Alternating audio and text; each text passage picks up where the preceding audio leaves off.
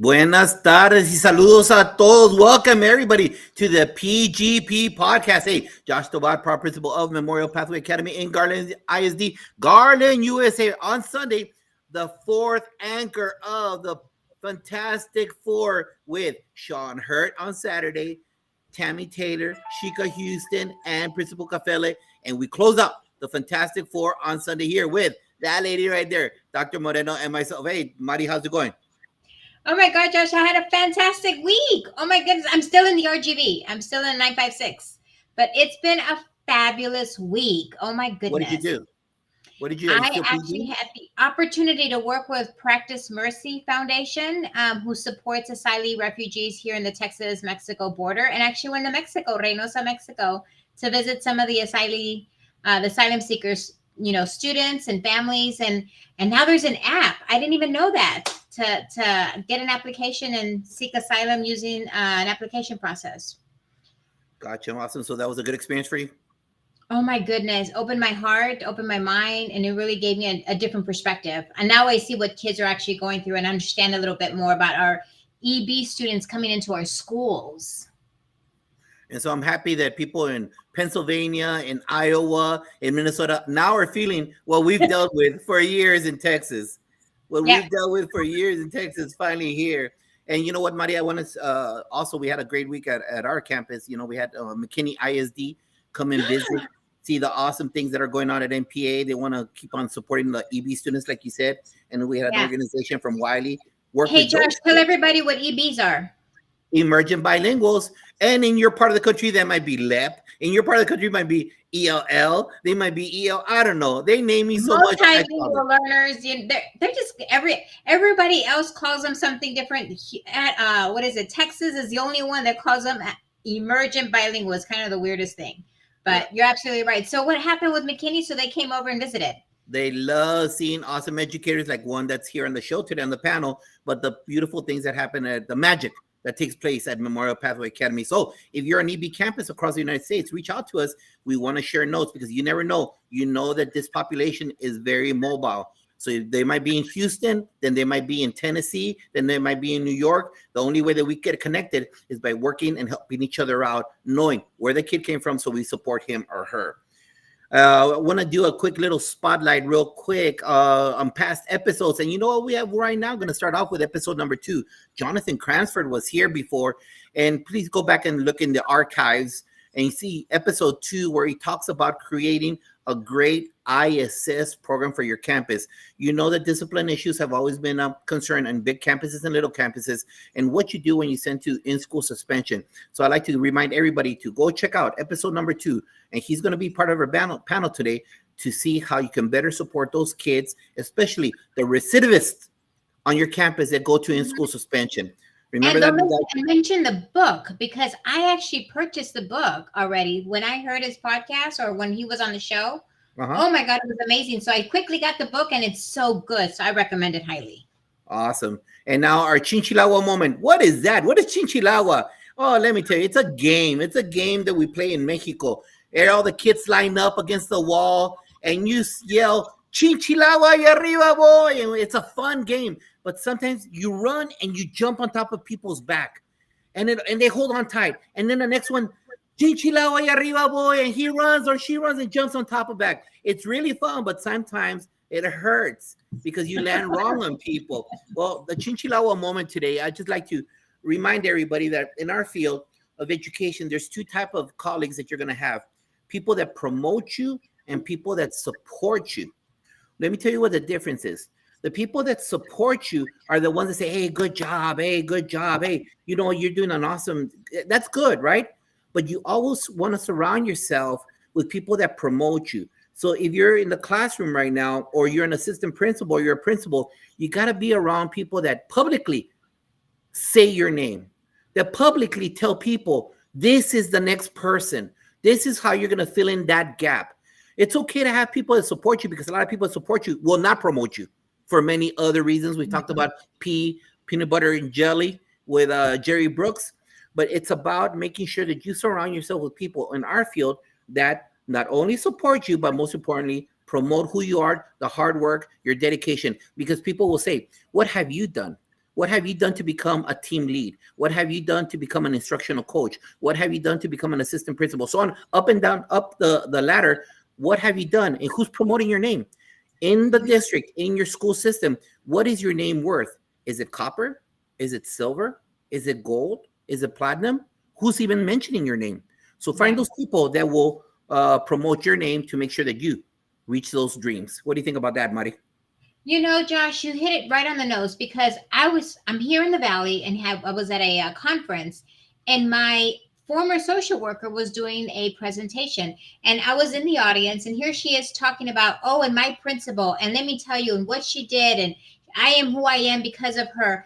But it was reciprocated because when I did my presentation, I know about trauma because of her. And so I mentioned it. So it was funny because she said to me afterwards, you know, it feels so good to hear you say the work that you've done and you value what I've done. But it's how we are, right? We have to be able to value other people and promote others as others promote ourselves as well. So I love the fact that you showcase that today at today's because we have a bunch of teachers today who we want to make sure that they also get showcased and they get not only supported, but they're also promoting themselves and helping promote other teachers. Well, that's a great segue. And without further ado, this awesome panel from across the United States, West, East Coast, here in Texas. I'm bringing the whole panel in. We have a loaded show, team. Look, they're coming. Illinois in the house, Houston in the house, more Texans in the house, the Empire State in the house. Everybody here, welcome. Thank you to the panel for being here. There are a lot of rock stars here, and we're happy that you're providing that extra. Yeah, you look like the Brady Bunch, Phil. Exactly. Some people might not know what I just said about the Brady Bunch, but that's okay. There's no worries about that. Hey, panel, thank you for being here. I would like to go around throughout the panel. I want you to say these three things: your name, what you do, the different hats that you wore, teacher, coach, whatever you've done, and which one has been your favorite. Your name, what roles you've served in education, and which one has been your favorite. Let's start off there in New Mexico, the land of enchantment. All right. Well, thank you for having me. My name is Christopher Love. I'm a sixth grade language arts teacher. I'm also an instructional lead teacher on campus, and I am the English department head. Um, I think my favorite, of course, is being a sixth grade language arts teacher.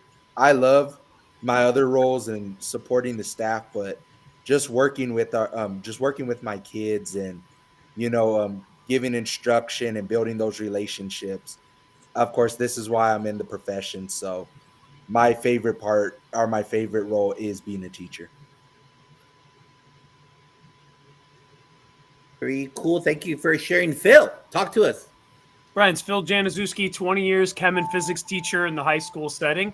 That's been my one and only job in the educational space, and proud to have it. I second what Chris says. Love being with students and trying to make a positive impact. So grateful to be here. Thanks for the opportunity.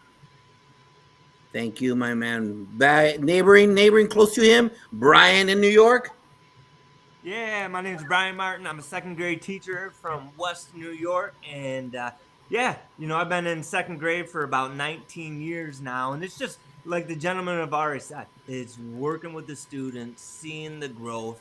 At my level, there's a little bit, they're still young. So they get into all of the neat things that little kids get into. And the growth is so evident. So it's just awesome position. Thank you, Brian, for sharing. Dr. Lynn Lucas. Hi, Dr. Lucas here from MPA in Garland. I spent several years actually teaching at the university level, and then I taught, anatomy at med schools before becoming the biology and IPC science teacher at MPA. But I will say that my favorite job so far has been here at MPA. Like, it's just, I've grown more as an educator working with these kids than in any other type of student that I've worked with. It's been like a really fun challenge. Awesome. Thank you for sharing. Miss Arzola. Hello. I am in Houston. I teach at La Promesa, which is a newcomer campus.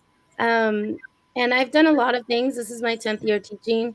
Um, I currently do a lot of things. I'm student council president, or I'm sorry, not president, student council advisor, spirit squad advisor, um, and lots of different things. I've taught middle school and high school, but I think my favorite has definitely been teaching ninth grade here at La Promesa, especially because of the population I get to teach. Our newcomers and immigrant population is just an amazing group of kids, and they have taught me more about myself and taught me more about where I come from than anything, and it's just a beautiful thing. So that's my favorite. It's been the last 4 years. We're about to have our own graduating class. So I'm our first graduating class. So I'm really excited for that. Adrian, what subject do you teach? I teach English 1, ninth grade. Thank you for sharing. Jonathan. Hey, Jonathan Cranford, author of The Art of In-School Suspension, and I am proudly an in-school suspension teacher. I spent the first 5 years of my career as an English language arts teacher at the high school level on a campus, therapeutic campus for students with emotional disturbance. Then I spent 2 more years as a PE teacher. I know you didn't ask this, but that was by far my least favorite position that I've ever held. And then I've spent the last 6 years as an in-school suspension teacher, and that is my favorite. And I think I should also mention that I am a co-owner of a company that provides professional development for in-school suspension teachers because there is none until now. And our mission is to radically transform the way schools handle discipline. Jonathan, is this at the secondary, middle, high school? I'm currently at a middle school, Okay. but our program is for middle and high school. Perfect. Thank you. John. Hello, everyone. John Murray. I'm at Saxe High School in Saxe, Texas. We're part of the Garland Independent School District. This is my 10th year since coming back to teaching. I taught for 2 years, and I took a 23-year break in the action, served as an active duty Air Force officer for 20 years, came back. I'm had a lifetime teaching certificate, so I was able to come back into the business. It's my 10th year back. I just love it. I teach ninth grade English, and I have taught ninth grade English for 10 years. Last year, I also got to add to my portfolio a course called AP Seminar, a big argumentation course where the kids are arguing some really topical, hot button issues that are important to them. And that's opened up a whole new arena for me where they get to write about it and they get to argue about it and they really speak from their hearts. And I'm really having a great time with that. So in addition to my classroom opportunities, I have the great pleasure I announce the football games for my high school. So after a wonderful day at school every day, and we're a block schedule AB, so I have 167 students every 2 days, and then I get to celebrate with them, the band and the cheerleaders and the choir and the athletes and everybody, these kids who put in so much work every day, that great relationship building that I get a chance to do with them, and we're enjoying great success. So I absolutely have a marvelous time. Was very blessed this year, was the district teacher of the year last year, which gave me an opportunity to go to other campuses that I hadn't seen. And goodness sakes, the magic I'm hearing from this panel already, I want to come visit all of you. But when you start talking about adding to our portfolios and our toolboxes and things like that, always get a chance to leave the campus, do some great things. And they just added some gifted and talented training to my opportunities. I'm having the best time ever. Thank you, panel, for sharing, everybody. And hey, you heard that right. If you're not in Texas, that's a real teacher right there. What do I mean by that? 160 kids, all right? Not all schools get 160 freshmen. English. Look at all those essays he has to read. Oh, 14 Lord. years old all day long, no matter what I do. But just real quick, welcome Central Hicks, part of the Fantastic Four family, for joining us tonight. And I just noticed that the Facebook is not connected. So I had no idea it was connected beforehand. So if you're sent anybody out there, send them to the YouTube channel or X or LinkedIn. That's where we have it. Take it away, Dr. Moreno. Oh my goodness, Josh, I was just kind of taking notes here. And let me tell you, we have elementary, we have middle, and we have high school represented in this panel. So I want everybody out there in the audience, if you have any questions for this fantastic group of educators today, there is not a level that we're not representing today. So please, please, please, audience, anybody out there who has questions for teachers, this is a great time to drop them in the chat, because we definitely have some representation from different levels. My question to everybody, just so that everybody understands where we are and who we are, can you tell me real quickly who or what motivated you to become an educator? Okay, so again, who or what motivated you to become an educator? And we're going to start off with Phil. Hey, friends, thanks so much. Mr. B, 17 years old I was, chemistry class. Just got done working about 7 different restaurant jobs in the last 2 years, realized that culinary and going to culinary school was not in the cards for me. So talked to a teacher I really trusted, and he helped me realize how much I loved high school and science, and said, what if you were in high school the rest of your career? You could plant seeds and change lives. And that's all she wrote, baby. Went right to college, got it, 22, got a job, and been doing it ever since. So shout out to Mr. B for changing my life. Awesome. Thank you. Thank you. Thank you. What about you, Brian? Who or what motivated you to become an educator? Yeah, you know, I come from a family of educators. My grandmother was an educator. My mom was an educator. And I always knew that I wanted to give back and work with people in the community in some way. But when I'm 18, 19, you're not thinking like I'm want to go and work with 5, 6, 7-year-olds all day. So I thought like I wanted to be a police officer, go into the criminal justice. I come from my time period, Sylvester Stallone, Arnold, big testosterone with that. But as I'm going to college and taking criminal justice, I realized that one just through conversations with some of my buddies, with my mom, with my grandma. I was like, this is the place that I need to be. So just kind of all fell into place. And second graders, that's so crazy. Oh my goodness, that is a scary grade for me, because it's hard. Second graders are hard. Yeah, it's different. I started out in kindergarten, first and second grade. So this is a big maturity jump for me to be with that. Absolutely. And wait till you go to high school. It's a whole different ball game. Yes. What about you, Christopher? Who or what motivated you? So the person that motivated me was my mother. So she is a lifelong educator. When I was younger, she taught special education at the elementary. And when I was little, I don't think I truly understood the impact that she was having on her students. But I just remember going to the classroom on weekends and also going to her students' sporting events or other activities.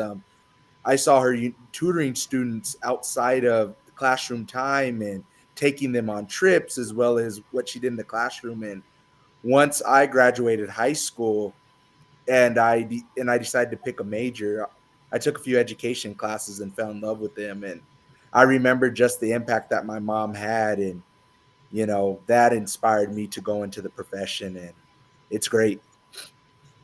Awesome. Thank you. Sixth grade is a goodie. I like the sixth grade. Those are awesome kids. Dr. Lucas, oh my goodness, biology. So tell me who or what motivated you, and then biology. Wow, that's interesting. Well, I sort of came at it, as a second career. I started out, going to graduate school, getting my PhD in anthropology, and I was a research scientist. But the way I paid my bills was teaching. And I just figured, along the way, I've always been a lifelong learner, a student. Learning has just always been what excites my mind. And when I was working with other students and helping them to understand, and seeing that light when they get it, and it just feels so good, to help them get there to that understanding. And You know, like when I came to a point in my life where I sort of had to make a decision to go one way or another way, and I realized like, no, I want to be in a classroom. Like this is what I want to do. You know, I want to be helping people learn. I mean, and you know, I happen to be good at it, so you know, it worked out. Awesome. John Murray, ninth grade English teacher. Who or what motivated you? I am a proud military dependent because my dad was in the service for 30 years. And because of that, I graduated high school from Kubasaki High School in Okinawa, Japan. And I just knew that when I came back to the States after graduating, I was going to get my degree in mass communications and do something in the TV and radio world. I want to be like Phil there. And Brian with these amazing voices, man. I wanted to do that. But what happened, I'm working as the NBC sports affiliate as a sports anchor up in Wichita Falls, Texas. Loving it. I'm a college student getting all my mass communications classes. And the station got purchased. And I saw the level of panic in everybody's eyes because these were the weathercaster and the sportscaster and the reporters, et cetera. And I'm a college intern at the time. And the volatility of it, apparently little stations get bought all the time and everybody was worried about their jobs. And I didn't want to experience that. Well, come to find out, there was a wonderful professor at my college, Midwestern State University in Wichita Falls, Dr. June Cable. And she said, we have had our eye on you for about 2 years. Come over to the education world. And I'll tell you, my friends from Kubasaki High School would say, John Murray, a teacher, there's a 0% chance that's going to happen. And once you start, as my colleagues here on the panel will tell you, I cannot think of another profession that charges your soul as much as being a professional educator does. So I taught for 2 years, did my service. It was important for me to serve my country because that's part of the culture I came from. But I will tell you, during my military career, I got to do a lot of teaching, and that included being in Baghdad, Iraq for a year. And getting a chance to just those kids who just thirst for knowledge and the joy of learning, and you get a chance to experience that. And it was not a difficult decision. I said, I'm coming back to teaching, and this is the joy I have every day. Because it's the profession that makes all professions, John. That's what Josh says all the time. Well, thank you for sharing, Jonathan, ISS teacher. Oh my goodness, tell us who or what motivated you to be a phenomenal ISS teacher? So Sonia Cranford is my wife, and she is who inspired me. She is an unparalleled master teacher. She's going on year 17, so she got about 3 more years on me. And she just makes everyone around her better. She's what they call a lead teacher and coach, or LTAC, similar to, I think, what Christopher Love does. And she just raises the bar for everyone around her and is amazing. And she inspires me every day. Awesome. Thank you. And last but not least, Adriana, how is La Promesa? And tell me who or what motivated you to become an educator of a very special place in Texas?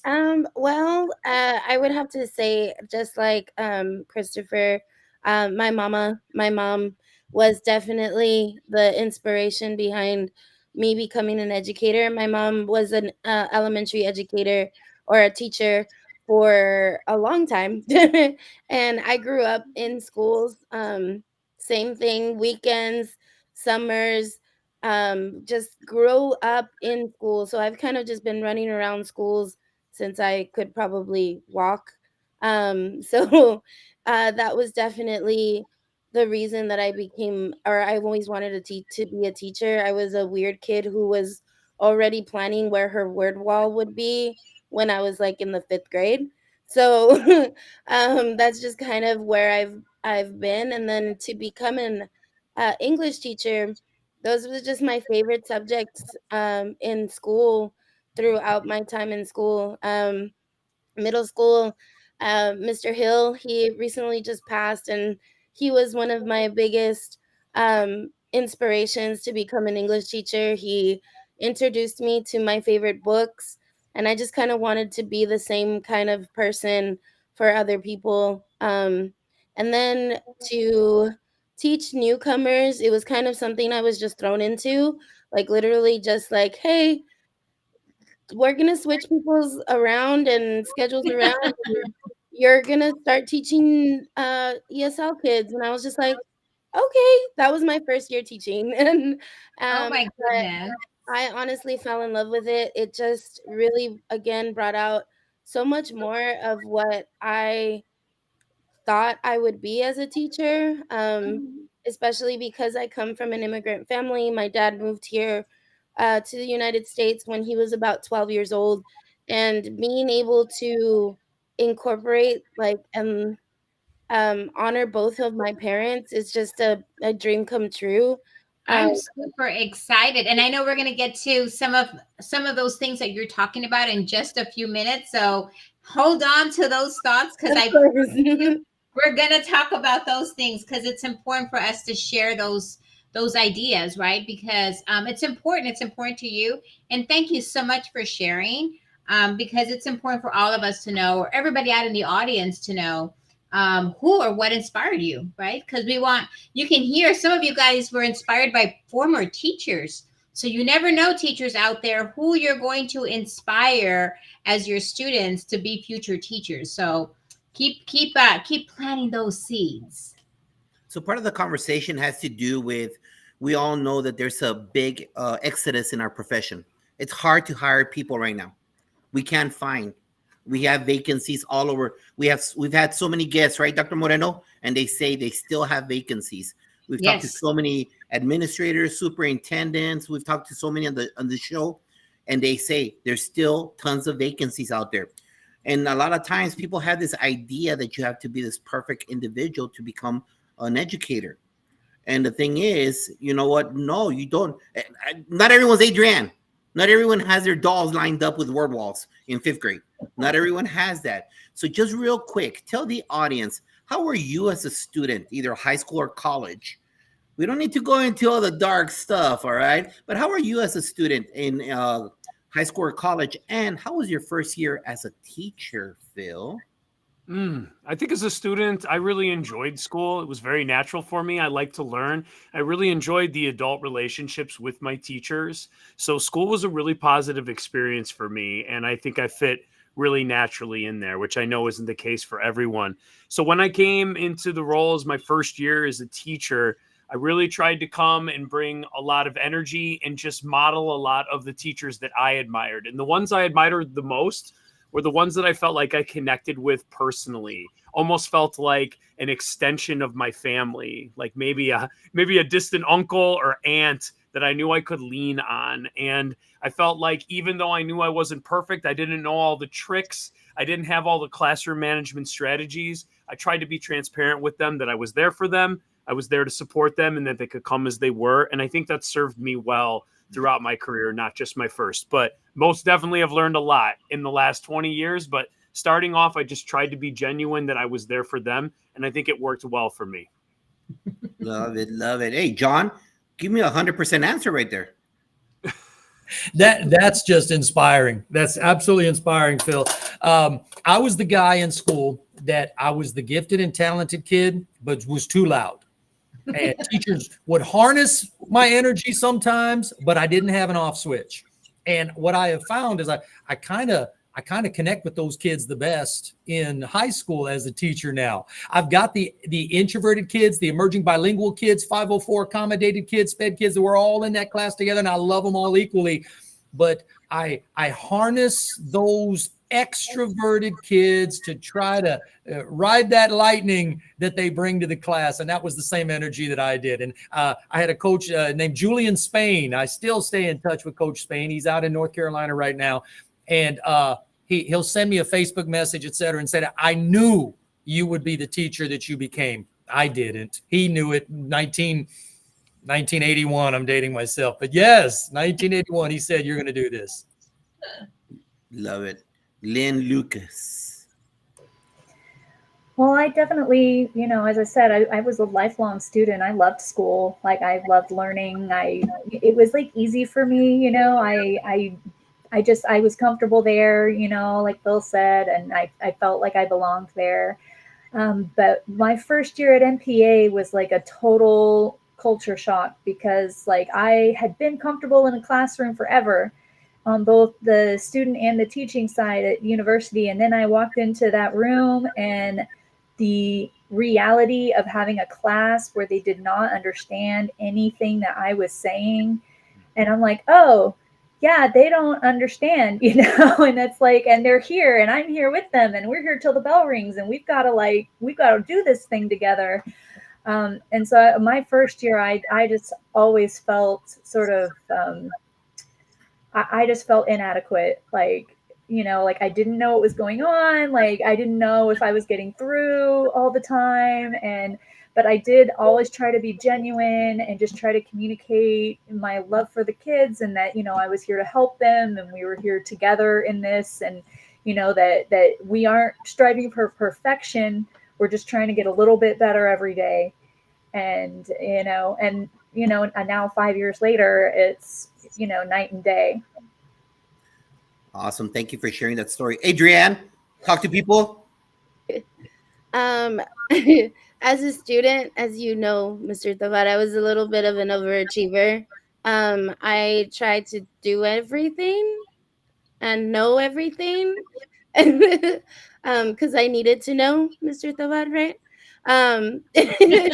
But I also I loved school. It was a place for me to grow and to become a better person. And also it also took me away from a lot of the issues and problems that I was going on at home. And I needed that. I really needed it as a student, or as a young person trying to figure out the world, a very confusing life that I had growing up. And I was lucky enough to have mentors and teachers that really took care of me in that sense.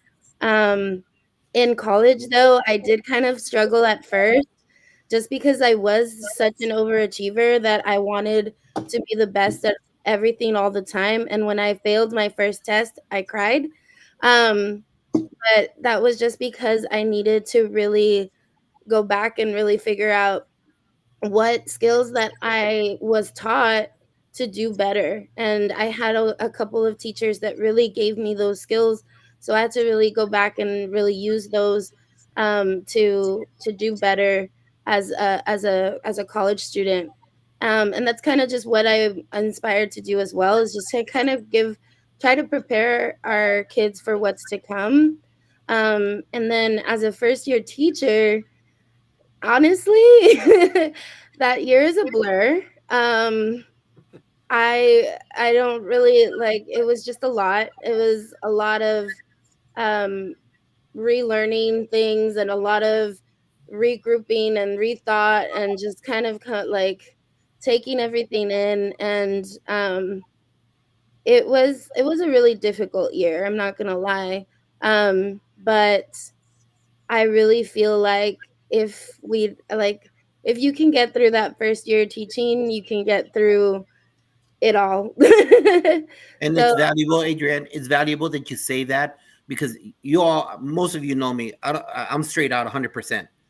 And I'm just letting you know, you got to tell people out there. Some people are going to have a glorious first year. Some people are just going to be the worst year of their professional career ever. So thank you for opening yourself up with that. And full disclosure, everybody, that young lady, I've known her since she was a freshman in high school. I was her assistant principal for 4 years.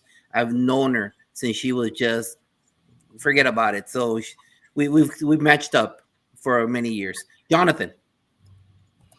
Oh man, I knew you were going to call on me. So I learned to hate school at a very early age. I was one of those ADHD kids, but it was in the early 80s, so before everybody else got ADHD. So I went undiagnosed until high school. And I'm not going to give you all the gory details, but by the time I was 18, I had fully dropped out and had a baby on the way.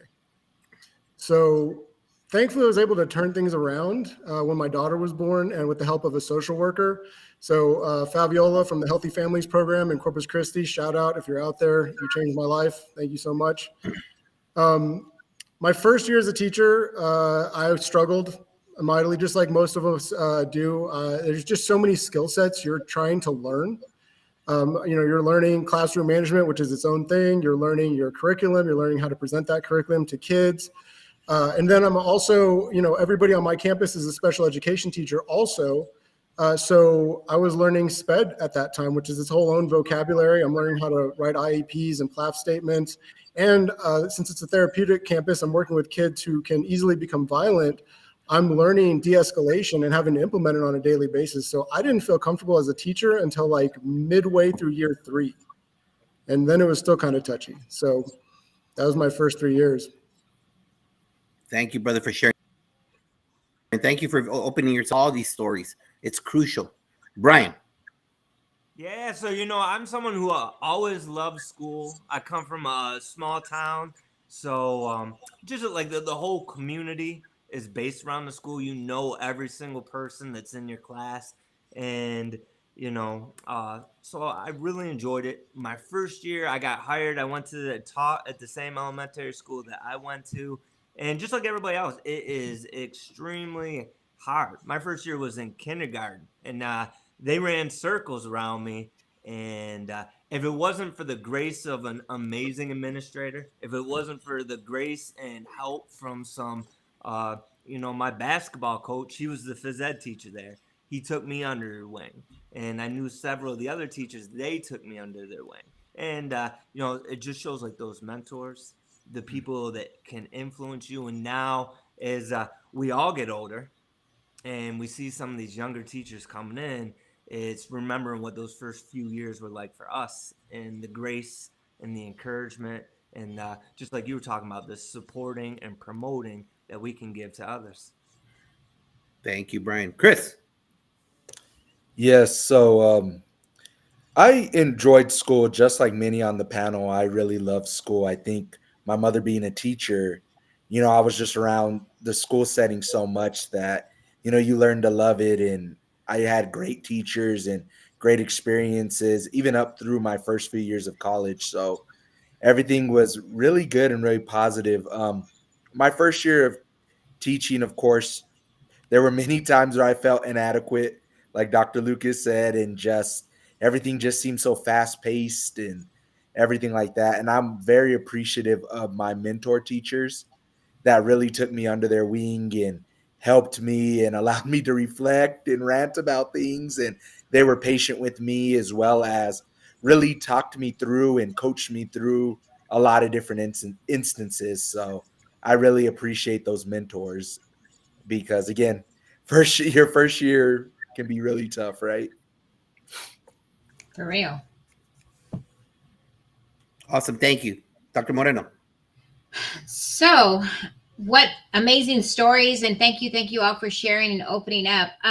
We're going to start kind of getting into really why you guys are here. And that's because you guys are all amazing leaders on your campus. So I want to start off with giving you guys an opportunity to share with everybody out in the audience what type of support or what is the best support, I guess I should say, a teacher can get from two different people. The first person would be central office. So what is a best support that you can get from them? And then the second one is from your school administrator. So we're going to start off with, and I have my notes here, we're going to start off with Dr. Lucas. Okay, so that's a hard one to answer. In terms of central office, I don't actually have a lot of interaction with our central office. I would say important to discuss. I mean, I'm glad you say that too, right? Because I think the people out in central office who will be hopefully looking at this broadcast will see and understand that we need to get into these classrooms, right? So that we can see what we need to support our teachers. So thank you for sharing that with us. I mean, we do get support from like the multilingual department, they travel around to the different schools and everything. And we have Margaret Rutacchio there, and she's like a wonderful, wonderful support, just in terms of, because she sees things in different campuses, she can sort of like help you gain perspective. And that's been very helpful.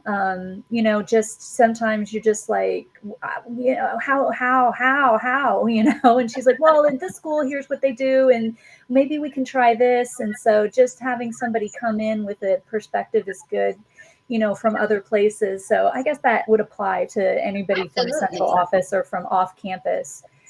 And then regarding just the administrators, just having your back, man, when you have a problem in your classroom or just maybe with the student, maybe you're having an issue communicating with another staff member or whatever, but just knowing you can go to your administration and talk to them and be like, hey, this is how it is. And however they can help, they do, which doesn't mean that they're necessarily, yes, you're completely 100% right. And we're going to support exactly what you say, but more like, hey, we're going to help you work through this so that we can all work together, moving forward, and we're all comfortable and so just knowing that they're there to help you, even if it's not the way you might imagine that you need help all the time. Absolutely. Even just answering questions, right, is also helpful. Awesome. Thank you. Thank you for sharing, Jonathan. Well, as it relates to school discipline, which is my end of the rainbow, it's not the pot of gold end of the rainbow, but it is my end of the rainbow, and I'll own it. And speaking to teacher retention, the way that we can, the problem that we're talking about is complex. The solution is a little less complex, but the problem is complex. Let's see if I can define it for you. So one of the issues that we're having just generally in the US is that we've got classrooms are becoming more difficult to manage, and the teachers aren't coming in with the skill set to do that sort of classroom management. It's not taught in teacher school really, and it's definitely not coming out of the alternative certification programs where I came from. So you've got a more difficult to manage on the behavior side. And on the other side, what we have is from the admin side, we're explicitly telling teachers, well, here's what a classroom managed behavior is, and here's what an office managed behavior is. And so what the teachers are hearing, I think, a lot of the time is, don't bother us with anything that's not an officially office managed behavior. Oh, and by the way, the solution, if it does get handled by the office, is generally going to be out of school suspension or in school suspension. There's going to be some detentions along the way, but eventually it's going to escalate up to that point. And we know that both of those are highly ineffective for students. And what we don't talk about is that how much a one or more day placement of in-school suspension or out-of-school suspension becomes such a burden for the teacher. Absolutely. Right? Because those kids are now coming back to you one or more days behind in instruction, typically. True. So what the teacher is seeing is that, hey, this is ineffective and this is more difficult. So it's making my job harder. So what you get from that is, I either have to work harder on my end to make to catch the student up, or I have to kind of write them off and just be okay with the poor data coming from that, poor testing data coming from that student. So now it's affecting the teacher, it's affecting the student, obviously, and the data is coming back poor. So now it's all the way up to the administrator, right? So the issue then is that now we have teachers who are underreporting, right? So it's hard to get, even under the best of circumstances, it's hard to get accurate behavior data from a campus. And so you could be, as it relates to teacher retention, you could be in a death spiral as an administrator and not even know it, because the teachers don't feel supported, but they're not reporting anything because they've learned to be quiet about it, because it's just easier to deal with the stuff rather than alert anybody or even talk about it. So there's two ways that we can fix this issue. I feel like on the tier one side, the one thing that we can do is we can start training and coaching our teachers when it comes to classroom management in a big way, both with traditional classroom management, and I'm talking about Dr. Harry Wong, The First Days of School, Chapter 3, if you want to read the whole book. That stuff is still very effective, but also what we really need to also start focusing on, and we know how to do this, is teach our teachers about how to be emotionally regulated, so that their emotional state is not tied to their students' behavior or the level of respect that they're receiving from the student, so that they can now embody or model appropriate emotional regulation for their students. But that's a big thing. And then when it comes to out of school suspension, in school suspension, out of school suspension, my side of things, the tier 2 level stuff, for out of school suspension, I mean, we know it's not effective. It's not helping anyone. I've been part of conversations with admin where I've heard them say things like, well, you know, the parent isn't, you know, doing anything on their end, or they're not supportive enough, so the kid can go home and they can pay the price by having to deal with their kid for a couple of days at home. And my reaction to that is simply one, you know, we're part of the village that is raising this child. We're like 75% of it, because the parent sees the kid in the morning and then, you know, maybe for 30 minutes during dinner, and then the kid's off in the room watching TikTok. So we're seeing them a lot more. We're part of the village raising this kid, whether the parent's supportive or not. And when has inconveniencing a parent with their child ever made somebody a better parent, right? So I don't think OSS should be used as much. It should be very selective in how we administer it. And then when it comes to in-school suspension, you know, obviously traditional in-school suspension hasn't worked. What I do is called trauma-informed in-school suspension. It's based on trauma-informed teaching practices. And we can leverage, if we can start training our teachers on proper in-school suspension, we can now give administrators a tool they can use to leverage their ISS so that they can improve their behavior data, support their teachers. The kids are coming back with no days of missed instruction. They're actually supported. It's an intervention, both behavior and academic. And, you know, you can support your teachers in that way and have just a better outcome at the tier 2 level. So that's my response on how we can be supportive, both from at the admin level and from the. Awesome. Thank you for sharing. And that was so detailed. And I'm sure you're going to tell us all about the book later on, right? Because it's all in the book. Happy to. Brian, how about you? Yeah, you know, I'll keep mine pretty simple. I think from central office, good professional development. You know, the more that you can teach the teachers, the best strategies out there, the better it is. And then from, you know, the administration, just support. Like Dr. Lucas said, you know, knowing that the people that are leading us have our back, are there to support us with our needs, whether the academic piece, the students, the parents, it means so much. So Absolutely. Phil, again, at the admin level, right? And then from central office. Yeah, central office. You. I would say the central office kind of sets the tone and bar as far as like curriculum and state standards. So as a new teacher coming in, they help you really figure out what is expected of you to reach and give to your students. And then also they're super supportive for anyone with families, like in the world of insurance and benefits, which plays a humongous role in our, you know, survival and well-being as well. So to have that support from central office, to know that I do have a job, I can help my family, and that can relieve a level of one layer of stress, so we can show up to work and focus on helping kids the best of our ability. So a strong central office can do that so that everything is clear. And as far as an administrative office, I think that open dialogue, creating a culture where we can be vulnerable, sincere, and honest, and also understand that we don't have to completely agree, but that we can still be transparent and clear. And that what do we do to move forward? Is this a problem that is looked at as me and my problem? And how do you support that teacher to move forward? Or is this a systemic problem that we all need to work towards? But I really do think clear, transparent, vulnerable dialogue often solves a lot of problems, or at least allows people to feel heard, even if it's something that isn't easily fixed. One of the reasons why Jonathan wrote a book, right? It's not easily fixed quickly, but that doesn't mean it's impossible, right? But we have to at least be heard so that we can all walk forward together. I love that. And thank you for sharing, but you're absolutely right. Christopher. So from central office, I agree with Brian, just having really strong targeted professional developments, as well as stakeholders from central office coming to the schools and collaborating or working with the teachers themselves. And then that way they build that culture of collaboration. From the administrative standpoint, I think, again, just support. And I think from my view, just differentiated support, because each teacher needs something different, right?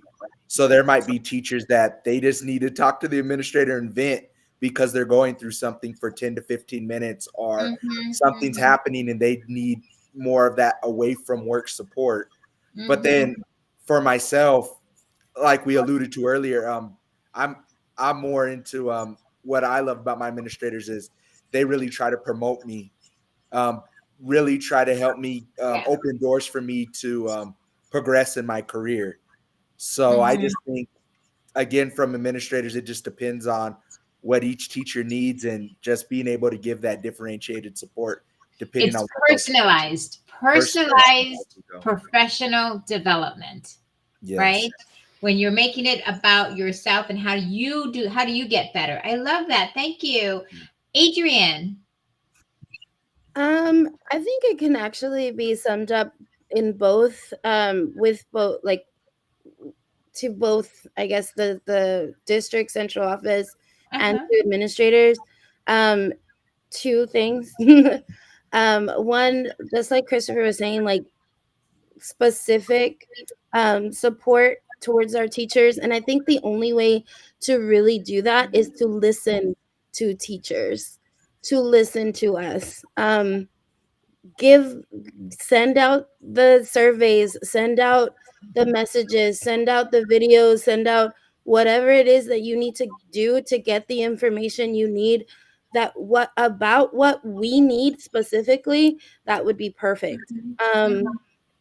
Come to visit our classrooms. I know that a lot of us are a little nervous when people walk into our classrooms, but at least in my sense, like, I would much rather have someone come in and see what it is that I need, what it is that I would need help with, um, and give me the feedback that I really appreciate, and also, not just give me the feedback, but give me the coaching that I need for my classroom. If we want to differentiate lessons for our kids, because again, we have kids at all different levels. We also have teachers that teach very differently in all aspects. We also have um, things that are more specific to our demographic of student, and all of the things that we need. So specific feedback. Also, just paying attention to us. Like, please listen to teachers. Um, and when we have that support and we feel like we're being listened to, we're gonna be more, we're gonna get more stuff done. Absolutely.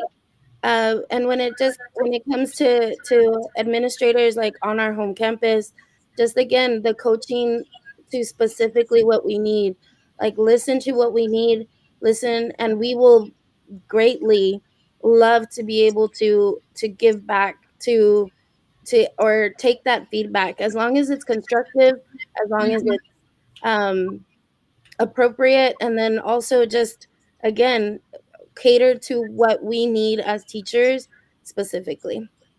Awesome. Well, thank you, John. Very cool, guys. Thank you. I love- Those are great notes. Go ahead. I love all of these answers. They're just this is like a PD session right here. If we would just lay this out to teachers. As far as the central office, we at Garland ISD, we enjoy great support from our central office. I'm just going to put that out there because they do a good job of what Dr. Moreno, you opened the session with, and talk about promoting teachers. And what I like that our district does is they put a teacher out front when we start doing major program changes, or we're trying to evolution, whether it's gifted and talented or sheltered instruction or anything like that. They do it with a teacher in mind before they execute. And that's something I would advise all central offices. Programs are going to change. Data collection methods are going to change.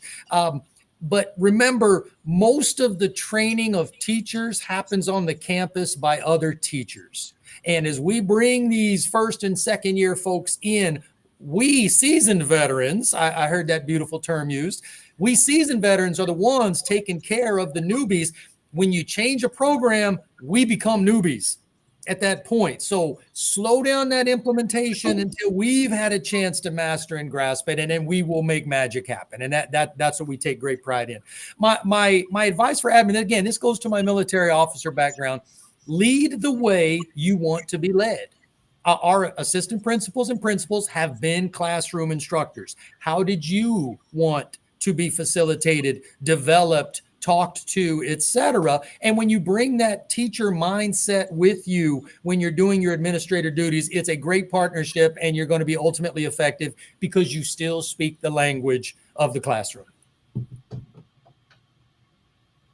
Awesome. Awesome. Thank you, John. I appreciate that. And you know what? All of y'all had a different perspective of looking at how admin will support you. So thank you. Thank you so much. And Adrian, thank you for being so open. I know you're still in the first 5 years. And so welcoming that constructive feedback is so essential and so important, because I want you to be one day the teacher of the year for the state of Texas, because you work with such a phenomenal group of individuals. So thank you so much for sharing, and all of y'all for sharing what school support and what campus administrators can do to support y'all. Thank you very much. Just real quick, I'm trying to get rid of that message right there. Hey, as you've seen the evolution of your profession since the second that you sat in the interview chair to the time that HR called you, obviously the field has changed, correct? So I want you to throw out some quick advice to that graduating senior from college, or maybe that freshman in high school that wants to become a teacher. Let them know what you've observed since the second that you became an educator to right now. What do you want to tell them about our beautiful profession, Chris? What I would tell that graduating senior in college is just, you're going to make mistakes, so don't worry. Number 2, reflect every day. Reflection is one of the best ways to grow. 3, find really good mentors. Usually your school district or your school will assign you one, but outside of that, really find just really good, positive people to mentor you. And then the last thing I would tell them is just make sure that you're passionate about this work. You don't have to know everything. You don't, of course, you're gonna learn. It's a learning process, but nonetheless, in order for you to really do well and not get burnt out, you have to really be passionate about working with kids. So just really make sure that you are passionate about that aspect. So that's what I would tell them. Thank you. Would like to welcome Dot McKeever-Cheever, who was asking me, aren't you on Facebook today? Sorry. Dot, thank you for being here, part of the family. Hey, Phil, talk to us. Appreciate it. I think that I would say show up leading with love. When we lead with love first, and we assume the best in humans, that's going to often lead us in the right direction. We're here to serve and help others grow, and having the mentality, I think, will serve them well. And the last thing I would say is just be prepared to constantly learn. That no matter what we do, we'll always be continuing to learn and changing and pivoting and shifting. It's just we have a dynamic job because humans are complex and dynamic. Be ready for that, and a lot will fall into place. Beautiful. Brian. I mean, everybody, Chris and Phil just dropped some gems right there. And so finding those mentors, reflecting, giving yourself that room for growth. I mean, we talk about growth to our students. We got to give that to ourselves. And, I'll go a little different tangent, and I'll say what I've learned over the past 20 years is really paying attention to the voices that you allow to take space in your head, because they can have a big role in burnout and the mentality that you bring to the classroom every single day. And also, what are you holding on to when you go home at nighttime? Because every single day there's going to be variables. There's going to be things that rock you, that are tough, but there's also those joyful moments. And what am I being deliberate on as far as grabbing and holding on to? Yes, sir. Lynn. Well, it's hard to add anything to what, has been said, but what I will say, just reiterating, give yourself some grace. I know we're here to help the kids and they're having a hard time, but man, it's tough in there in that classroom sometimes, and we're not always going to get it right. But that's okay. I mean, just show up, be there, willing to work, willing to do the job, and just give yourself a break every now and then, and just, take a breath and keep going, and just don't give up. John, anything else? I'm going to say two things to graduating seniors: buckle your chin strap and enjoy the ride. There's nothing like being a teacher. Exactly. Hey, close it off there, Jonathan. Anything? I mean, how do I follow that? Yeah, so I agree with everybody. You know, this is a great profession. It's also very challenging.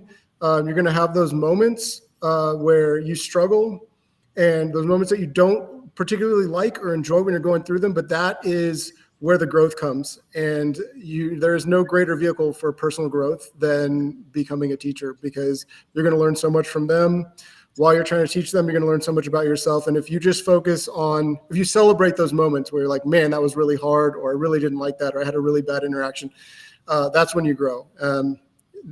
That's my best advice. Beautiful. Thank you, everybody, for sharing. Thank you.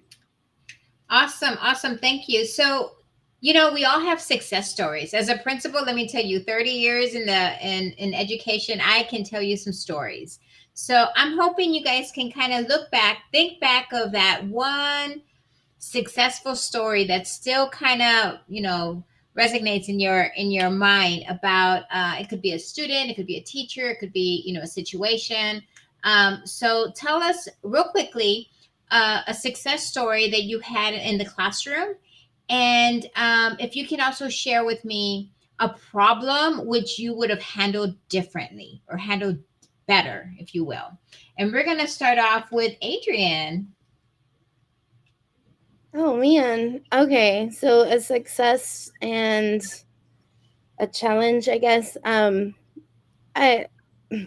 This is a hard one. I think Can I come back to you, or are you okay? no, I think I'm okay. Okay. I think one of the biggest successes that I've had, I think, is just seeing how much the kids that were in my classroom have grown. I'm probably going to talk about this certain student a little later also, but I had a student that was like very, very anxious all the time, which is me in a nutshell also. But he was going through a lot, and I can tell. I mean, especially with our population of student, they come from a different country. They've only been in the country for no more than 3 years. Some of them have left their family behind. But this particular student was going through a lot, and I can tell he was a good student, very sweet, very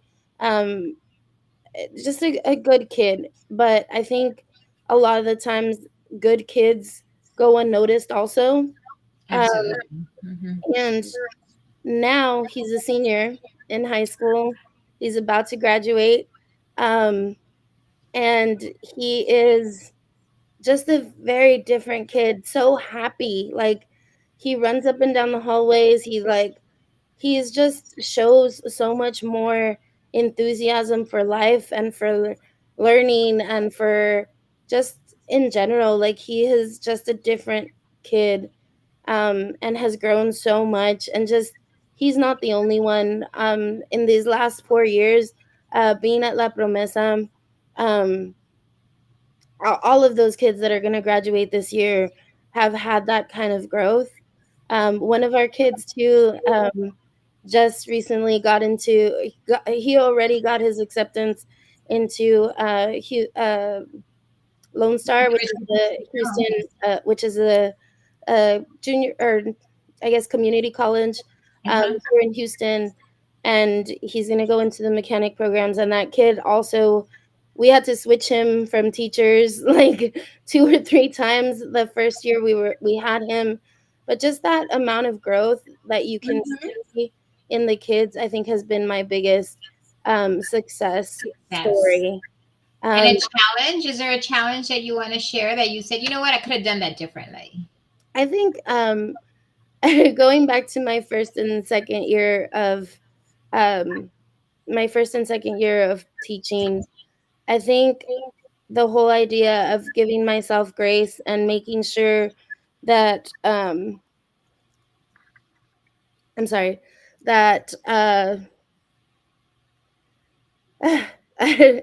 just making sure that I was taking care of myself a little more. Mhm. I think that would have helped me a lot. Also, not taking things so personally, because kids are kids and they're going to say things that you don't like sometimes. Administrators Absolutely. are going to say things that you don't like sometimes. Mhm. And just being able to kind of let those things go and make the next day a brand new day. I think that's kind of where I would have Those are two great examples. would Yeah, have those are two great examples that you can definitely have done differently, right? yeah, just like let things go and just continue to know that. And I don't know if you guys noticed, but I didn't really get to give my advice for New Year teachers. But uh I would just say that, like, just make sure that you know that what you're doing every day is worth it, and Mhm. that you are enough. I completely fell into this hole of like feeling like I was failing as a first and second year teacher. And now that I reflect and look back after 10 years of having that experience under my belt, like, I wasn't failing. Like, I was learning, I was growing, and I was still able to make an impact in the kids' lives regardless of how much stress I was under. Yeah, sometimes you have to fail to succeed, right? I mean, Exactly. and I think that's important to realize. Yeah. So thank you so much. Christopher, what success story can you share? Yes, so there's been quite a few, but I'll just focus on this one example. So I had a Okay. young lady in my class a few years ago, and she had a reading exceptionality, and of course, she struggled and everything like that. However, just throughout the first quarter, using various reading strategies and really connecting with her and trying to show her the joy of reading and finding finding genres that she was interested in. When we took our middle of the year benchmark, she scored in the above level for the various reading components, and Awesome. it was about 2 to 3 grade levels of growth, and that was great. But the part that was even better was every day after that quarter, she was like, I'm reading this new book. Oh, I read this. Oh, these are some of the vocabulary words that I wrote down today in her little journal. And it was amazing just to see how she just immersed herself into reading. She And tasted that, success. That's what she did. yes, so that was exciting. And that just really warmed my heart to see that. I guess one instance, a challenge that I had, I believe it was my second year of teaching, and I had a student, and he had just a few things with his behavior, and we had a good relationship most of the year. He loved telling me different jokes, and we would come in, and I would try to take 5 minutes each day to talk to him about just different things. Well, one day I wasn't having the best day, and he was having a rough day, and he refused to do his work, and I told him, okay, well, if you're not going to do your work, I'm going to have to call home and everything like that. And he got really upset and flipped his desk. And I pulled him outside and I kind of really laid into him. And then for the rest of the year, he was very withdrawn. Mm. Fortunately, we were able to repair the relationship down the road. But if I could do that again, I would definitely have been more patient, more empathetic, and just really spoke to him and saw what the root was of his frustration and checked to myself, regulated myself. So that's what I I would love have that, Christopher. Repairing the harm. I done. love that. That is wonderful. It's something along the lines with you, Jonathan, right? Restorative. So can you tell me a question, a story, Jonathan? Do you want a story or a success? Success story. Sorry. You got it. It I was got just a plenty of great stories. segue to what you do. That's why.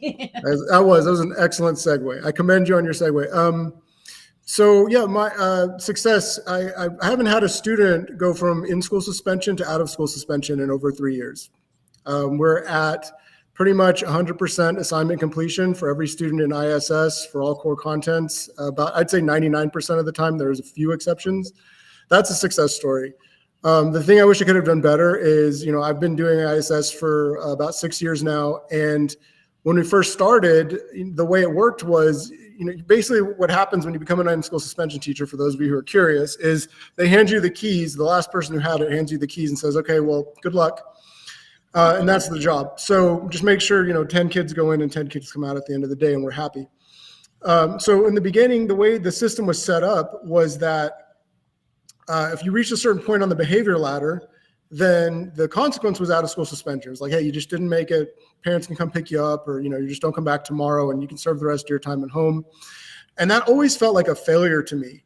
So it took a couple of years to figure the system out, but it took about 2 years. And then, since then, I haven't really had any kids, go that route anymore. There's no more out of school suspension, but it took time. Awesome. I know. I love it. I love the fact that you said it takes time, because it's true. But we got to get better, right? Better and better. We got to practice. Brian. Yes, I will go with a success story. Last year, I had a young student come in, and they were started with me about 3 weeks after the school year started. And I'm working with the young man, just trying to get a feel where he's at academically. And far below like a normal second grade reading level. And I'm just trying to get a feel for it. And he looks up at me when I give him a little assessment. He goes, and it was so matter of fact. He's like, I can't read. And, I was like, yes, you can. Don't ever say that. And it took time. And throughout the course of the year, he got better. And it was just fueling that belief in him. And he left, he was one of the students that, that's very transient. He left before the end of the year, but it was seeing not only the academic gains they had, but the belief in himself. Mm-hmm. And like fueling that belief that no matter where you're at, you can see that growth and achieve those things. So that was definitely the big success. And I would say the issue that I found a problem for myself, we talked about how key reflection is, because we're always, going so full bore steam ahead. Like I would strengthen up if I could go back my reflection process, starting like what would I start, stop, continue? What would I start tomorrow that I should have done today? What would I stop doing tomorrow that I did today? And what would I continue doing tomorrow that I did today? I love that. I love that. Thank you. Thank you. Thank you for sharing. And Dr. Lucas.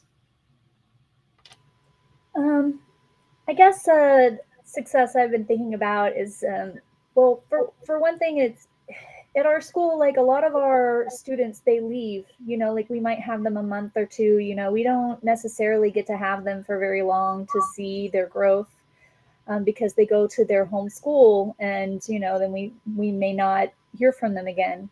But there is a student that we had at the end of last year that I still have in class this year, and he came in illiterate in his native language, couldn't read or write in his native language, and so when he was in class, like he just didn't do anything because he didn't have those skills. Like he hadn't been in school, and he would try to copy the letters in English, but he didn't really know how to make them, and so it was challenging just to keep him busy and doing something in class and to get him to learn like anything, because he was disinterested, because he didn't know at all what was going on. But this year, I've had him, and just from the very beginning of the year, he was very engaged and very much like wanting to learn and coming up and, Miss, please help me, and like asking for help now and showing me his work. And when I, be like, no, that's not correct. And, he'd, go but he would work on it, and he would, like come back, and he's shown so much growth and so much improvement. And, although he's still like fairly behind and academically, like his growth as a student, just, in the whole, like accepting that he's here to learn and wanting to get the most out of his school experience, like that's been really rewarding to see. And so that would be my success story, I suppose. And I've been trying to think of, like a situation that I would sort of do differently. And I think for me, it's that, in the past, I would excuse students a lot. I'd be like, well, they don't know the language. They're going through a hard time or whatever. And I would kind of let things slide that I shouldn't, and I think that with what I know now, I know that if I expect my students to do X, Y, or Z, they will do that. Like they can do that, even if they don't understand the language, even if they're not quite sure what's going on. If I tell them, like, you're going to write 3 sentences about this, and you're going to do it before class ends, like they will do it. There's no Into expectations. Yeah, it's like I think it Absolutely. that just took time for me to learn that, really, like, those students will rise up. But you do have to, like, be firm about it. Absolutely. Thank you for sharing. And John, real quickly, what is a success story? Well, let me start with a do-over that I would do. Oh, The things good. I love what Christopher had said about being empathetic and what Brian had talked about. We all do this. We're humans. We do this and we lose our temper. And it's a stressful job. There's long hours. We're very passionate. We're very emotional. And I think of those occasions when I was new to the profession, I would overtalk a student or raise my voice at a reprimand level to correct the situation without realizing there's 29 other kids who were not acting out. And it's hard to bring that back. I've gotten a lot more empathetic, compassionate, controlled, mature, whatever you want to say. Because of that, I'm able to resolve these classroom discipline matters because I turn them on the spot rather than shut them down. And as far as the successes, what I would say for any of us teachers, man, we're not going to reach them all. I got a chance to speak at our Garland ISD convocation. We had about 8,000 teachers. And I said, guys, we're not going to reach them all. But oh my goodness, the ones we do. All it takes is one kid and that one victory lap that you do for that one day, and it makes the whole day. And I think that's what we all will treasure and remember forever, those individual success stories where we turn one kid. What a great way to end that that line of question, right? Absolutely. Thank you. And I agree with you. Every student counts. You're absolutely right. But we got to focus on the ones that we can. And then it'll take some time to get with the rest, right? But we got to really stress and work really hard with our kids. So thank you. Thank you so much, Josh. John, what troubles you at night about our profession? Right now, the biggest trouble we have is that teachers themselves aren't talking good about it. And it's hard to bring people in with social media explosions and a lot of groups that just wind up just bringing up all the negativity. And that is our biggest hurdle. It's going to take some folks to say, you know what, it is a profession, but it's a calling as well.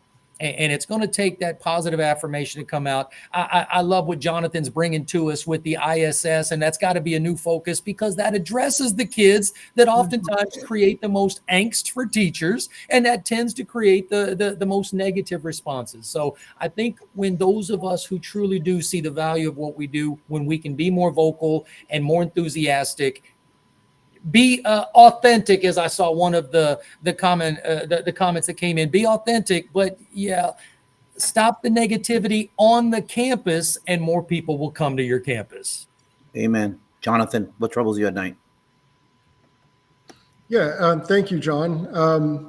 I appreciate that. So I think what bothers me the most still is that there's some leftover prevailing attitude from the 1990s when we had those zero tolerance policies. And there's still some of those folks who think that we need to make the consequences as punitive as possible because that will prevent misbehavior, which we know not to be true. And I think that if we just start thinking of it, and I have no issues with consequences. I am the consequence for many of the students on our campus, but we need to begin thinking of our consequences more as interventions rather than punishments.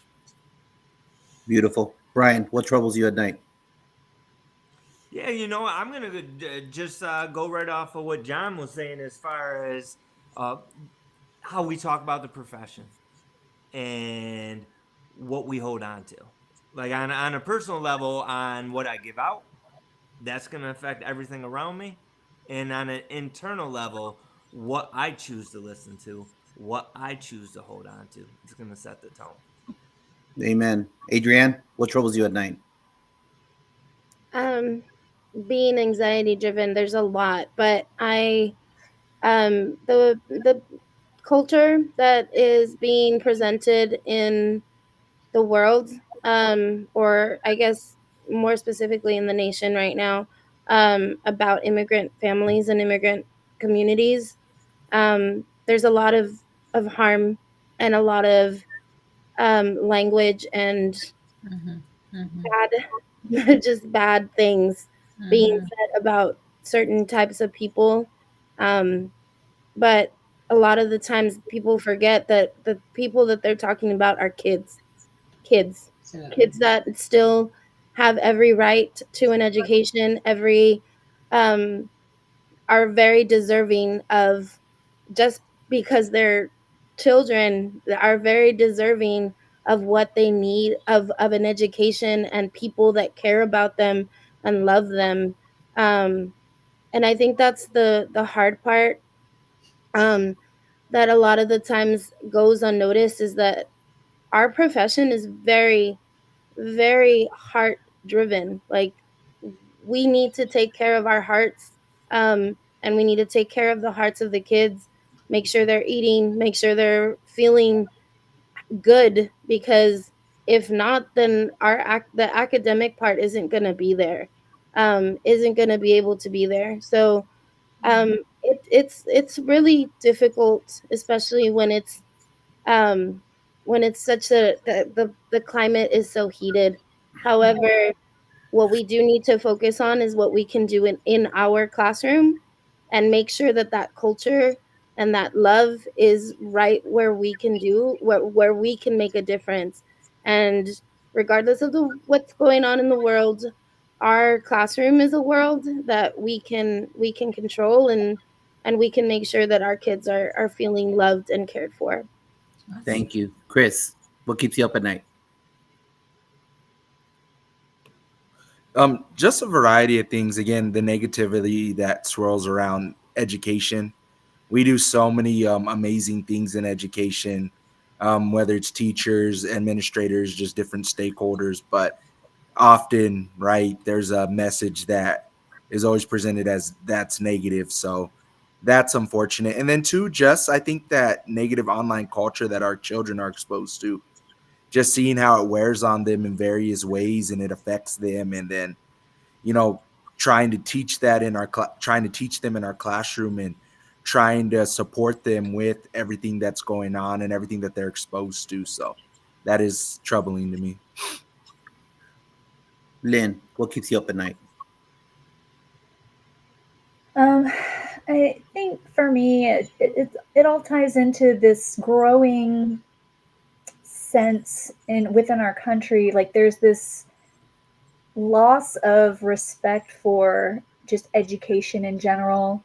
Like, people don't see the value in learning. Like, you've always had the kids who are like, well, what am I ever going to need to know about mitochondria in my real life? And like, I do get that, right? Like, okay, but it's, like, the things you learn in school, like, they inform your whole life for the rest of your whole life. And like, like just understanding where we are in the world and how we came to be where we are, like, that all, you view all of that through the lens of your education, right? Like, what the things that like your framework, like, that's what we're doing, is we're building the framework of the mind here.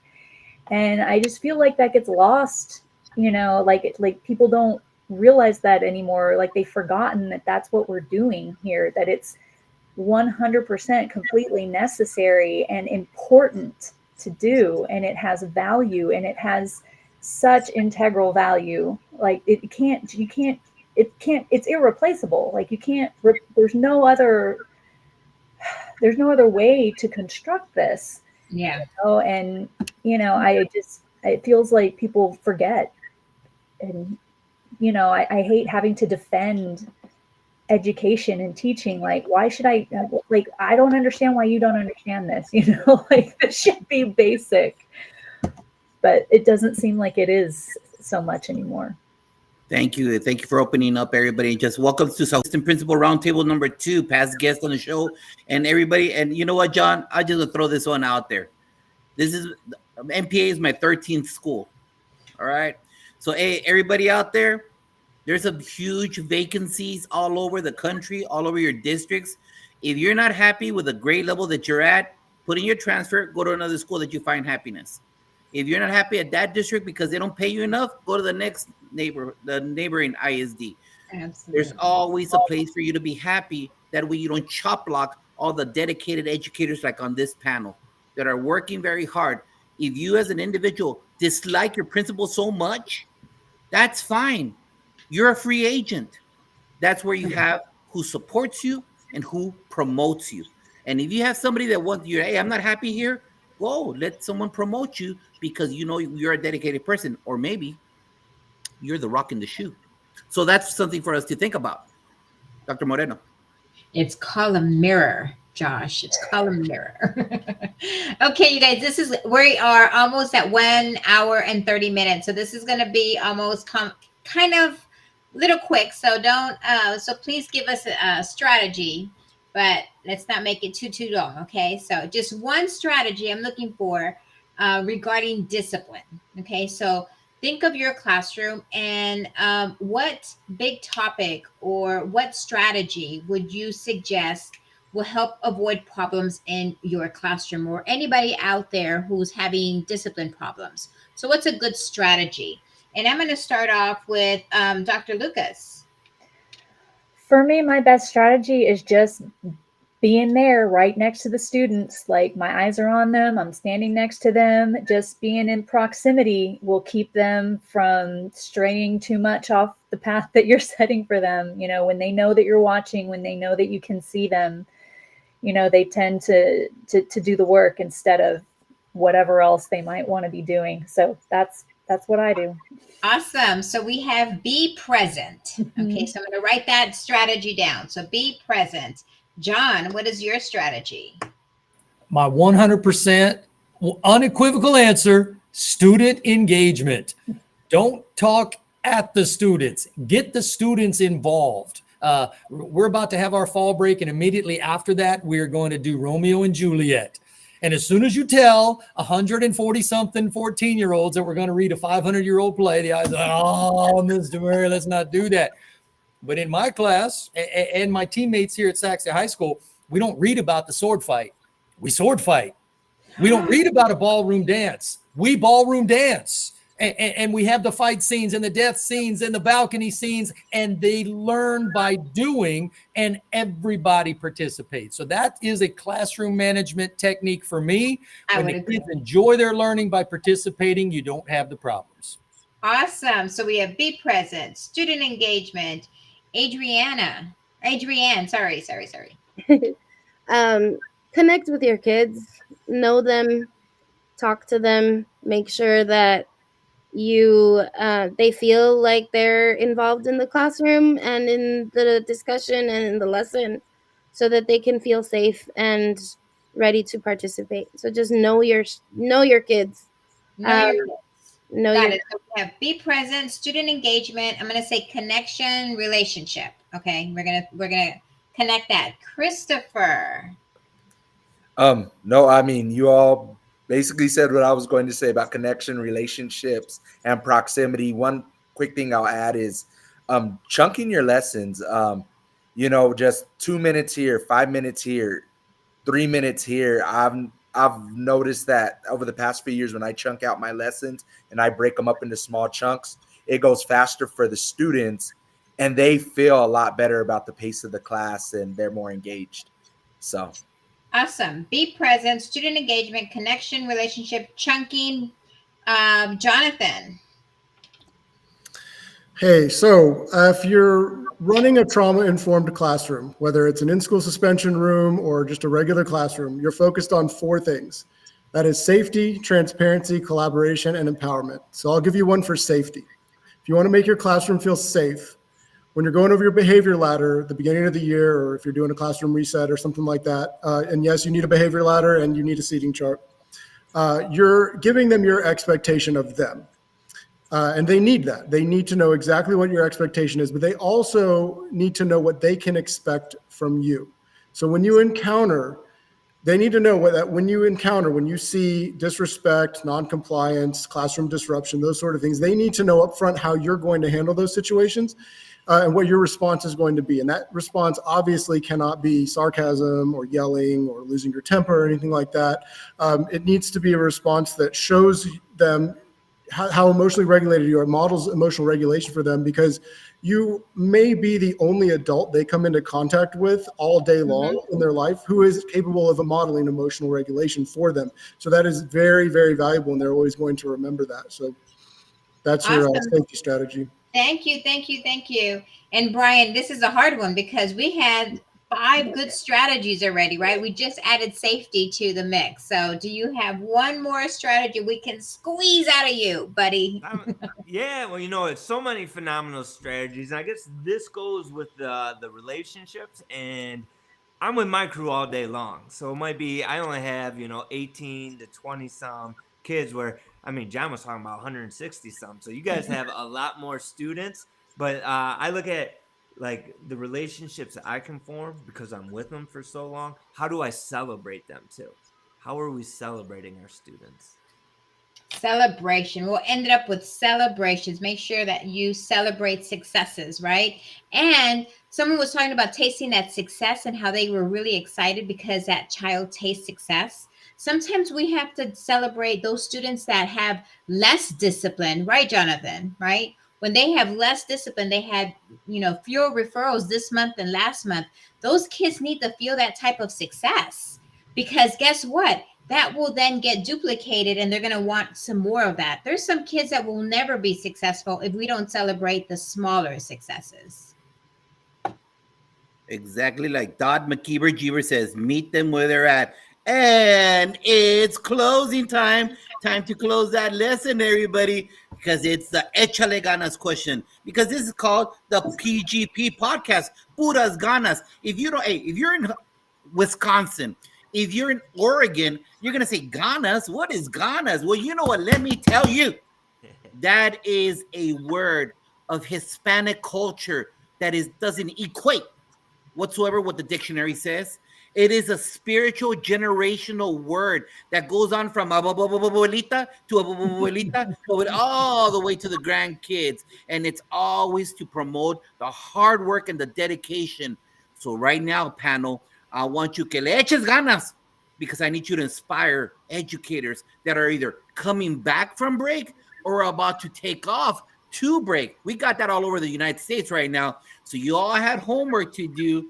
This is a lightning round. Everybody, lightning round, not to elaborate, because then I'll go, wah, next question. All right, I'll do that, Adrian. Rah. So here we go. Adrian, we're starting off with you, young lady, class of 08. Here we go. Give advice to either a teacher or an administrator. Administrators, listen to your teachers. I've already said that one. So just listen Read to a your note. All right. Lightning round, Adrian. Lightning round. Go Read a for it. note, an email, a text from a teacher or a student that wrote you, that inspired you. Okay. Let me bring that up real quick. I'm sorry. It's the same kid that I was talking about earlier. Sorry, I should have had it up. I know. I'm sorry. Adrian. Here it is. It says, you were a wonderful teacher. You were a wonderful teacher. You always were making sure that not only me, but my other classmates were doing all right, not only with our grades, but in their personal lives. You helped me a lot when I was struggling with depression back then. Even made up an activity during the third period, so I felt supported by you and my other classmates. You were and you are a wonderful teacher, and not only that, but you are such a great person in general. He also Eso. he also Send some flowers. He also Send some mentioned flowers to her, Adrian. send some Send some flowers to I her will send educator flowers. that inspires you. I think you will know this name really well, Miss Whitney.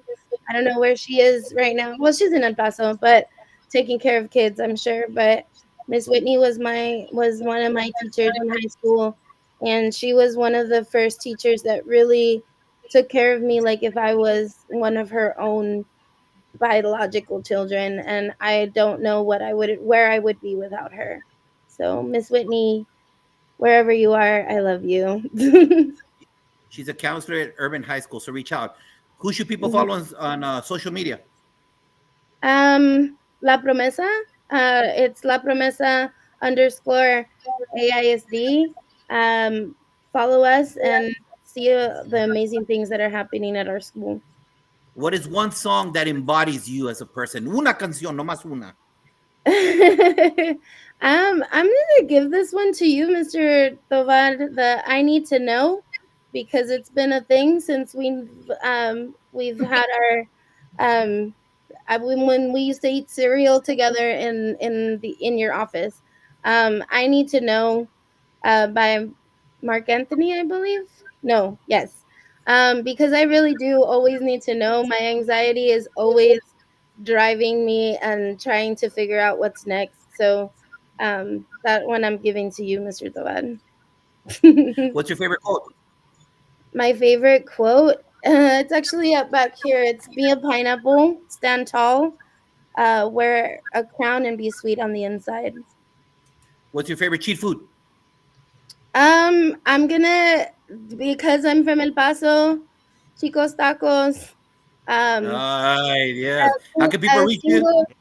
A single with a hot dog. How can people reach you?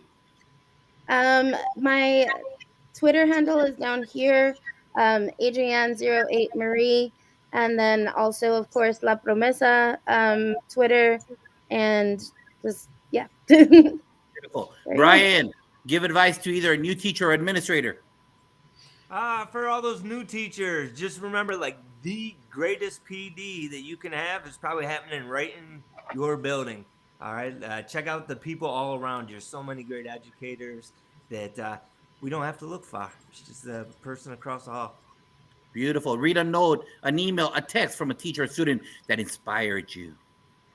You know what? I take being at the younger level, one of my guys that has some high level energy this year. He drew a picture. It was him. He had a nice little swoosh for the Nike.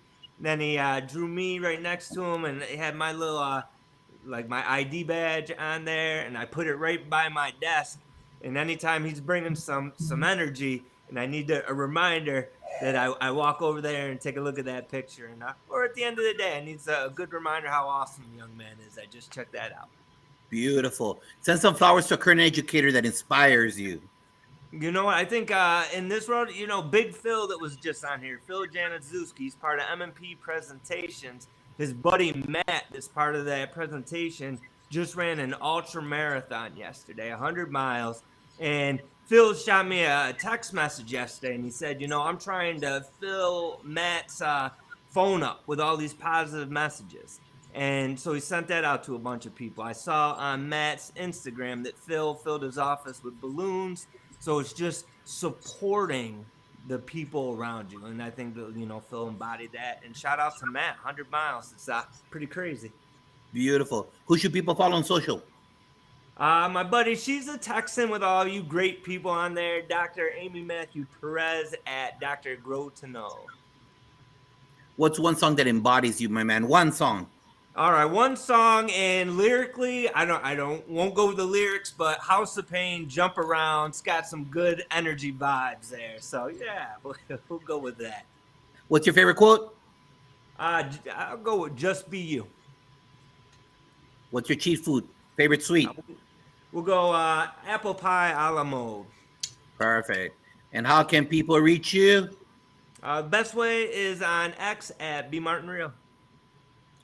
Hey, America, I've been listening to that guy for years. That guy's podcast is off the hook. You got to listen to that guy.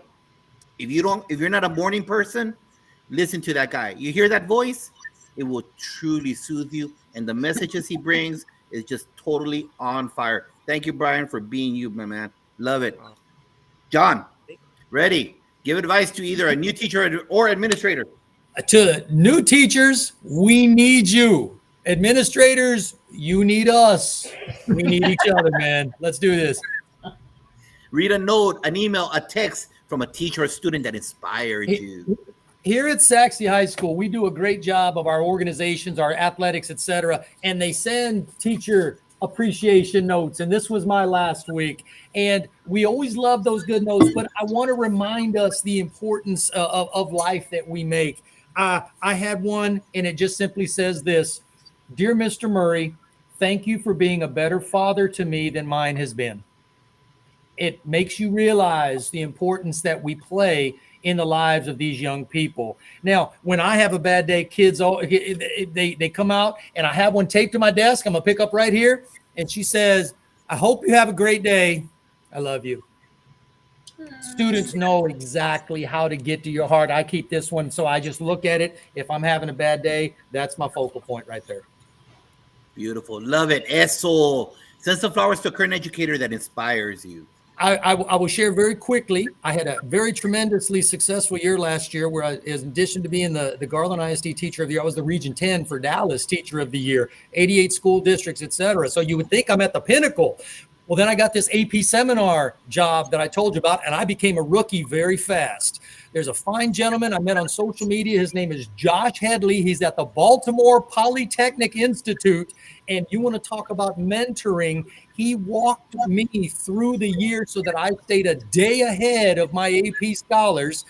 There's no way to get trained for a gig like this. And we had an 89% AP pass rate, one of the highest. We exceeded the global average, exceeded the state average, et cetera. And you understand, we become rookies real fast when we're put in new circumstances. Absolutely. Exactly. I love that quote. That's awesome.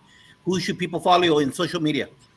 Well, I would like to throw out this Sexy Mr. Murray at Sexy Mr. Murray. And let me tell you why. I would love to learn from you. And that's what I do. I post nothing but student stuff, videos of the ballroom dancing and one-pagers they've made and just big celebration events. I put those out there under my Sexy Mr. Murray. And when I have folks, amazing people around the country who follow me and give me a chance to see the amazing things they've done, makes me a better teacher, makes me a better human. And I appreciate what social media does for all of us. Amen, brother. What's one song that embodies you as a person? You got to go to the Beatles, Let It Be, the opening line. And I'm going to tell you why it will resonate in my heart forever. When I find myself in times of trouble, Mother Mary comes to me. And I had some choir kids sing it 6 years ago, and they said, when I find myself in times of trouble, Mr. Murray comes to me. And yeah, and it just makes me understand why I do what I do. Absolutely. What's your favorite quote? You got to go to Lord of the Rings with Gandalf, who says, a wizard is never late, Frodo Baggins. A wizard is never early. He arrives precisely when he means to. That's my job as an educator. What's your favorite cheat food? My cheat food is in my refrigerator right behind me. Almond Joy creamer for your coffee. It will keep you going all day. It's hard to get sometimes because they stop making it during some of the seasons. So I stock up on it. I highly recommend it. Almond Joy creamer for your coffee. Love it. Okay. And you already shared how people can reach you. I'm glad you're here, brother. Show it again. How can people reach you? That's Sexy Mr. Murray on the Twitter, man. I'd love to hear from you. Let's celebrate what we do together. Lynn Lucas, give advice to either a new teacher or an administrator. I think this advice would apply for both. And that's just, remember that, we teachers, we're people and, we make mistakes and we need grace. Give yourself some grace, give your staff some grace, and just, you never know, as you say on the announcements almost every morning, like you never know what somebody's going through that day. And, it's okay to not be perfect that day. It's going to be fine. It's going to be okay. Amen. Read a note, an email, a text from a teacher or a student that wrote you, that inspired you. Okay, so this one was from a student I had 2 years ago. He wrote to me, "Congratulations, Dr. Lucas. You are the teacher of the month. And not just for the month, but for the year and forever. You deserve that and more. You are a wonderful teacher who helps many students every day, like me when I arrived at MPA. Thank you for being the best teacher I ever had. Thanks to you, I love science because I liked how you taught us with that love and with that patience. I hope you have a fantastic day." Love it. Send some flowers to a current educator that inspires you. Well, that's got to be my collaborator, Mr. James Iferung. Like, he and I work closely together every day, and he's been my mentor since I started at MPA, and I still learn from him every day, and I still am kind of in awe, actually, at like how he can come up with stuff. We'll be talking about something. He's like, "Well, why don't we try this?" And I'm like, "Oh, that's brilliant. Like, how did you come up with that?" So I've got to give a shout out there. For sure. You got anyone to follow on social media? Well, I'm going to depart from the education field a bit and say, why don't we all follow the We Rate Dogs on TikTok? So what they do is they just give feel-good stories each week about certain animals that have either done something funny or done something heroic or what have you. It's a little bit of eye bleach. You get to see some cute animals. You get a little heartfelt uplift, and then the money that they get from their channel, they actually donate to shelters who need, and dogs who need medical attention. And so it just sort of gives me good feels, resets my perspective a little bit to check in on that every now and then. What's one song that embodies Lynn Lucas? Well, I don't know that anybody will know this song, but it's called Extraordinary Machine by Fiona Apple. And in it, she's just singing about how she is who she is, and she's just going to take what life throws at her, and whether it's good or bad, she's going to make the most out of it. All right. What's your favorite quote? I'm going to go with Eleanor Roosevelt. "You must do the thing you cannot do." And that was sort of at the end of an extended quote. She's sort of talking about fear and just, throwing yourself out there and just, do that thing you don't think you can do. Love it. What's your favorite cheat food? Oh, peanut butter M&Ms. Show. All right. How can people reach you? They want to reach out and learn from you. I'm old school. You can just email me at, ellenlucas2@garlandisd.net. I always check my email many times a day. So that's the best way. And for anybody out there, if you want to know how to teach a table full of students from around the world at different levels about mitochondria or mitosis, right there. That's Michael Jordan at MPA. I'm saying this globally. This lady right here is the #1 educator I have at that campus, because she did all those examples you all did about engaging kids in discipline. That's that lady right there. So reach out to her if you want to learn from one of the best out there. Jonathan, hey, team, please, someone is on. I'm getting some feedback. Make sure you're on mute if you're not talking right now. Jonathan, here we go. Give advice either to a new teacher or administrator. Oh, well, to a new teacher, I'm just going to go back to what I said earlier. This profession is difficult, but it is an incredible vehicle for personal growth. So just view it as that and attack it. And real quick, for an admin, fix your ISS. Amen. Read a note, an email from a text from a teacher or a student that inspired you. Oh man, I have one written down, but I forgot. I thought of something even better. At the beginning of this school year, I am helping with training all of our in-school suspension teachers for the district. And my friend and business partner, Carl, is actually higher than me in the district. He's a district level behavior specialist. I guess, we work together for that training. And I guess his boss makes them send out thank you notes, because when I got to school the next day, I had a thank you note in my mailbox that was one line that said, "Here's your thank you note." All right. So very inspiring. Send some flowers to a current educator that inspires you. I'm sending flowers to my wife and daughter. My wife, Miss Cranford, she's the best math teacher in the world, and my daughter just got married a couple of years ago, and she works at the same campus as my wife, Miss Contreras, one of the best art teachers. Sending flowers to them. Who should people follow on social media?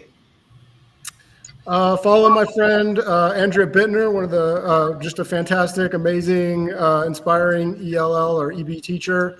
She's at Bittner Andrea. That's BITNERANDREA. Follow her. She's amazing.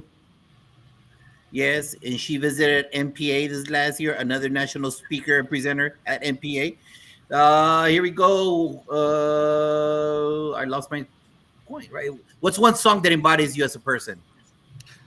Stand Tall, Think Clear by Adam Seven. Gotcha. Your favorite quote? Okay, I have to read it because it's more than one or two lines. It's Holly Whitaker and edited for language, just FYI. The truth is, honestly, that personal growth is boring AF. It's as vanilla as how kind you are to the guy checking you out at the Safeway or how mean you were in that text. It's dull and monotonous and tedious, and it's exactly the flavor of what you're dealing with right now. That you think it shouldn't be happening or wish that it wasn't is the telltale sign that it should. You said you wanted to wake up, then do it. Go forth and grow and stop looking for the better path or the lesson you want because you'll miss exactly the opportunity you asked for. Exactly. What's your favorite cheat food? Yeah, I know you have to have one. Mr. Healthy. I mean, all of them. If there's ice cream anywhere in my vicinity, I will binge eat it. All right. And how can people reach you for advice, your services? Let them know. Sure. I'm on Twitter at Mr. Cranford ISS. My books are on Amazon. And if you're looking for PD, just reach out to us via our website, www.theartofiss.com. Again, that's www.theartofiss.com. And from the land of enchantment to close out the show, Mr. Chris, here we go. Give advice to either a new teacher or an administrator. So for both, I would just say reflect. Reflection is key to growth. So just continue to reflect day to day on how you're feeling or how you can get better. Read a note, an email, text from a teacher or student that inspired you. All right. I'm going to read this from my first year of teaching, and hopefully I don't get emotional, but thank you for our dear Mr. Love. Thank you for teaching me and every other kid in your class. I know that I have already said what I thought about you as a teacher and a football coach, and I want you to know that I meant every word that I said. But at the time, I wasn't able to express all of my thoughts into words. So I just want to say that you motivate me to do my best whenever I see you, your excitement and happiness at the beginning of class. You also motivate me to do my best on the field when I see your enthusiasm and dedication towards the sport. Once again, I want to thank you for motivating me and many others to do their best in all of their classes. Your friend. Nice. Eso. Send some flowers to a current educator that inspires you. Yes, so the educator would be Coach Justin Parisi. He's a good friend of mine and one of our PE coaches at my campus, and he's just an incredible teacher as well as an incredible colleague. So I really appreciate all that he does. Who should people follow on social media? I'll say my school. So on Instagram, go to Camino_Real_middle_school and just see all the neat and incredible things that we're doing on the campus. What's one song, una canción that embodies you as a person? I would say old school, I Feel Good by James Brown, because when I'm in the classroom, I'm feeling good. There you go. What's your favorite quote? My favorite quote, watch, I have it actually written down, but I really love this one by Booker T. Washington. It's, if you want to lift yourself up, lift up someone else. Love it. What's your favorite cheat food or sweet? Oh my goodness, I have so many. I love ice cream. I just love, anytime I could get my hands on ice cream, I love ice cream.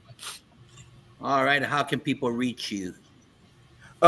email me at clove1@lcps.net.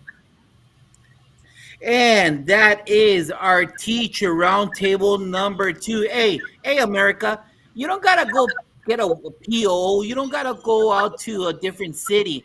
You got people from all over the country. You've got national podcasters on this panel.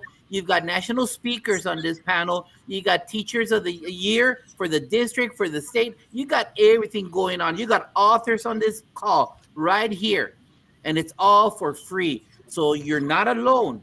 Reach out to people. Make sure that you just have to listen. Put on your little headphones or your earbuds, whatever it is, to get all of this knowledge. Because think of all the years right here. You got tons of years of experience and of successful educators. Remember, you're not alone.